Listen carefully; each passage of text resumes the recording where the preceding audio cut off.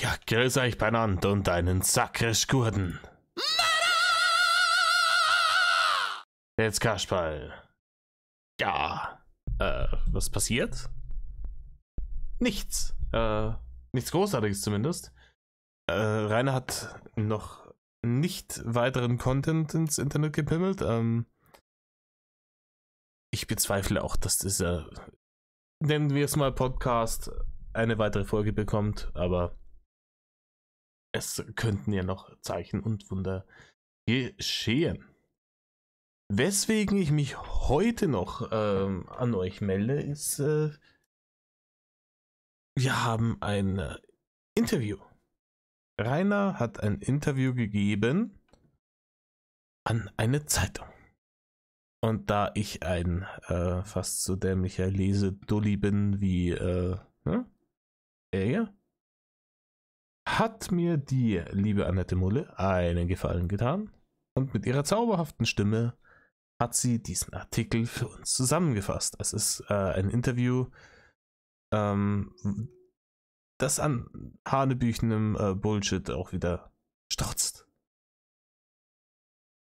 Dementsprechend, würde ich sagen, vielen, vielen Dank an Annette Mulle fürs Einlesen dieses Zeug. Wisst ihr Bescheid? Und einer in Rainer. Auch ein 83-Jähriger stand vor meiner Tür. Drachenlord. Rainer Winkler, der im Internet den Hass auf sich zieht, spricht über Krawalltouristen vom Haus, seine Einnahmequelle und seine Wünsche. Rainer Winkler ist nicht besonders vielen Menschen ein Begriff. Unter seinem Internetnamen Drachenlord aber kennt ihn inzwischen ganz Deutschland.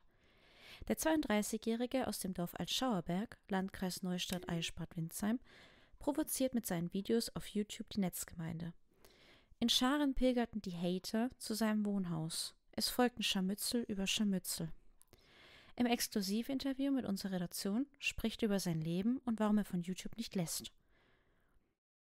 Ich kann denen sagen, warum er von YouTube nicht lässt, weil er arbeitsfaul ist. Er hat keinen Bock, richtig zu arbeiten. Der denkt sich, hey, wenn ich jetzt hier für umsonst die Barne ins Gesicht geworfen bekomme, dann mach mal das. Sie haben schon vor 10 Jahren mit ihren YouTube-Videos angefangen. Gab es bereits damals Hasskommentare? Darf ich das für Rainer beantworten? Ja. Die gab es relativ von Anfang an, weil er halt ein Dulli war. Gar nicht. Los ging es erst 1-2 Jahre später. I call Lülülü on that one. Mein Problem war, dass ich am 1. August 2012, ein Jahr nachdem mein Vater gestorben war, arbeitslos wurde. Die Firma, in der ich gearbeitet habe, war pleite und ist verkauft worden. Dann habe ich mir gedacht, ich mache YouTube weiter. Ich wusste da schon, dass man damit Geld verdienen kann. Komisch. Die Antwort auf die Frage ist irgendwie so komplett gegenteilig zu dem, was er sonst immer behauptet, dass er am Anfang YouTube nur für seine Freunde und Arbeitskollegen gemacht hat und nie damit Geld verdienen wollte. Wir wissen das. Was war denn Ihrer Meinung nach der Auslöser, dass fremde Menschen zu Ihrem Haus gekommen sind? Viele sagen, es lag an dem Traut euch, kommt Video. Es ist Ihr bekanntester Clip. Darin sagen Sie, traut euch, kommt zu mir. Und Sie nennen Ihre Adresse in Altschauerberg. Ich hatte es aufgenommen, verarbeitet, hochgeladen und wieder gelöscht. Das war keine 5 Minuten auf YouTube. Das ist gelogen, by the way. Rainer weiß dass es gelogen ist, dass es länger als 5 Minuten. Es wird auch immer weniger. Am Anfang war es eine halbe Stunde, wo er das Märchen das erste Mal erzählt hat, war das Video eine halbe Stunde online. Dann waren es irgendwann 20 Minuten, dann waren es 10 Minuten, jetzt sind es 5 Minuten. Das nächste Mal, wenn der die Geschichte erzählt, dann war es bloß eine halbe Minute. Ja. Aber ich bin halt schon immer sehr impulsiv gewesen. Es gab auch nicht wenige Hater, die aus Emskirchen waren. Aus Neustadt, Nürnberg, Fürth und Erlangen. Früher oder später hätte jemand herausgefunden, wo ich wohne. Neben YouTube habe ich mir auch 2 oder 3 Webseiten gemacht und ein Forum. Und dieses Forum war das, was mir das Genick gebrochen hat.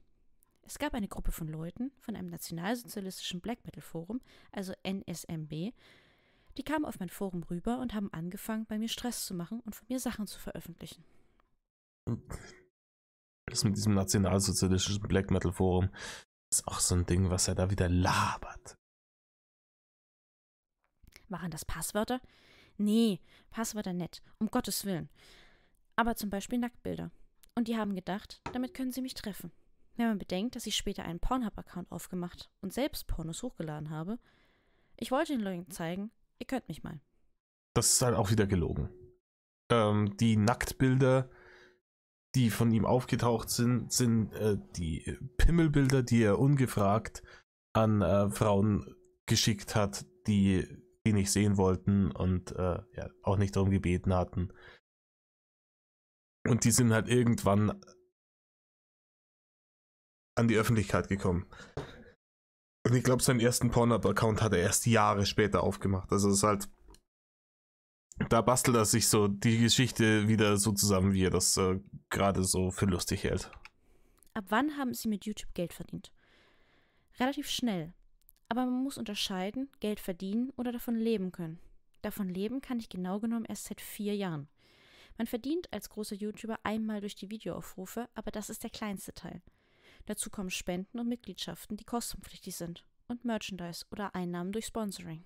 Ja, Merchandise hat er nicht, Einnahmen durch Sponsoring hat er auch nicht. Ja, Spenden und Mitgliedschaften, das ist, womit er sein Geld verdient. Verdient in starken Anführungsstrichen. Ja? Spenden und Mitgliedschaften. Er bettelt im Internet um Geld und es gibt Dullis, die es ihm geben. Wenn das nicht wäre, wer weiß. Würden Sie sagen, dass Sie eine gute Kindheit hatten? Ich denke, ich hatte eine perfekte Kindheit. Den Umständen entsprechend. Ich hatte einen Vater, der nicht immer freundlich zu mir war, aber das lag auch am Krebs. Aber er war da für mich. Ich habe nicht... Das ist auch wieder dumm, weil wenn er als kleines Kind irgendwie hatte er seinen Vater noch keinen Krebs. Labert er wieder. Alles gekriegt, was ich wollte, aber wer hat das schon? Ich habe nie Hunger leiden müssen. Wir hätten ein bisschen mehr haben können, dass wir mal in den Urlaub fahren können zum Beispiel. War es ein großer Einschnitt für Sie, als Ihr Vater gestorben ist? Ja, definitiv. Meine Mutter war eigentlich das Herz der Familie, bis mein Vater gestorben ist. Dann hat sich herausgestellt, dass er das Herz der Familie war. Er hat das Geld verdient, er hat sich um die Tiere gekümmert, er hat alles bezahlt. Meine Mutter und meine Schwester sind kurz nachdem mein Vater gestorben ist, abgehauen. Angeblich, weil ich unerträglich war. Ja, ich nehme halt mal an, dass Rudi da nicht das Herz der Familie war, sondern der Einzige, der Rainer unter Kontrolle halten konnte. Das war der Einzige, vor dem Rainer irgendwie Respekt hatte und von dem er sich hat was sagen lassen. Und als der halt weg war, hat hier Kim Jong die Diktatur übernommen. Und dann haben die Schwester und die Mutter wahrscheinlich gesagt, hier, Medal off, wir sind hier raus, weil das halten wir hier nicht mehr aus. Wie war denn Ihr Verhältnis zu den Nachbarn? Die waren ja stark davon betroffen, dass immer wieder Leute vor ihrem Haus randaliert haben. Auf die Antwort bin ich jetzt gespannt, weil der hat halt wirklich, wir kennen es alle. Ja, meine Nachbarn sind mir scheißegal, wie er sie nicht als Wichser, Hurensöhne, Arschlöcher, Assis und sonst was bezeichnet hat. Ich hatte zu ihnen nie ein schlechtes Verhältnis, aber auch nie ein gutes. Die haben sich darüber lustig gemacht, was ich auf YouTube mache. Die wenigen, die mir geholfen haben, stehen bis heute hinter mir. Um 4, 5 in der Früh bin ich immer ins Bett gegangen, weil ich ungefähr wusste, da habe ich jetzt mal ein paar Stunden Zeit. Ich habe 3 Jahre lang zwischen 4, 5 Stunden geschlafen pro Nacht. Das ist halt auch gelogen, weil er ist halt um 4, 5 ins Bett gegangen, weil die ganze Nacht am Datteln war. Auch wenn keine Leute da waren. Und er hat nicht nur 4, 5 Stunden pro Nacht geschlafen, auch das wissen wir, weil er hat dauernd gepennt. Er ist auch im Stream dauernd weggepennt, also.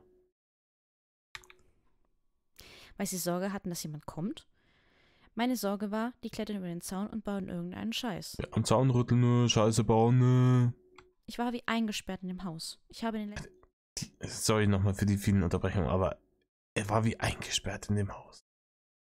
Diese Scheiß-Story auch wieder. letzten Jahren 60 Kilo zugenommen, weil ich nicht mehr raus konnte. Irgendwann haben die Leute mir aufgelauert. Das ist vielleicht schockierend für die meisten, auch für die Leser. Es sind nicht Jugendliche. Der Großteil der Hater ist zwischen 25 und 45. Ich hatte einen 83-Jährigen vor meiner Haustür. Das ist kein Witz. Ich weiß das nur deswegen, weil ich in Hörweite der Polizei war, als er seine Angaben gemacht hat. Der hat über meinen Zaun geschrien und Sachen geworfen. Ja, wer kennt ihn nicht? Ja, der 100-Jährige, der aus dem Fenster stieg und zum Drachenlord fuhr. Vollkommen Hanebüchen. Vollkommen Hanebüchen. Und dass er die 60 Kilo nur zugenommen hat, weil ihn die Hater sind schuld, dass er so fett ist. Das kannst du dir nicht ausdenken. Haben Sie irgendeine Idee, wie Sie aus der Situation herauskommen? Ich könnte ihm was sagen. Den Kanal löschen. Raus aus dem Internet, Rainer. Meine Idee ist, wenn ich nach Madeira gehe oder nach Ibiza, nach Mallorca und von da aus Videos mache. Aber ich habe jetzt schon Schiss, dass die Leute auch da sofort versuchen herauszufinden, wo ich bin. Meinen YouTube-Kanal reinzustampfen ist keine Option, weil dann verdiene ich keine Kohle mehr und dann bin ich im Eimer, am Arsch, um es deutlich zu sagen. Tja, am Arsch. Das hat er sehr deutlich gesagt. Und jetzt hier heißt es wieder, er will nach Madeira oder nach Ibiza oder nach Mallorca gehen. Ich glaube, das ist für ihn alles das Gleiche. Also erst sagte er will nach Madeira. Dann behauptet er, hat er nie gesagt. Hier sagt er wieder, er will nach Madeira gehen. Also, kannst du dir dann auch irgendwann nicht mehr so ausdenken. Naja, das wäre es dann auch hier für heute. Es gibt, glaube ich, noch einen größeren, ich glaube, es soll noch mal ein größerer Artikel rauskommen. Den behandeln dann meine werten Kollegen. Ich wollte das nur als kurzes Update geben. Ja, ein 83-Jähriger, der vor seiner Haustür war. Wisst ihr Bescheid. War sicher auch ein Medizinstudent. In diesem Sinne, tut nicht, was Rainer tut. Und Medloff.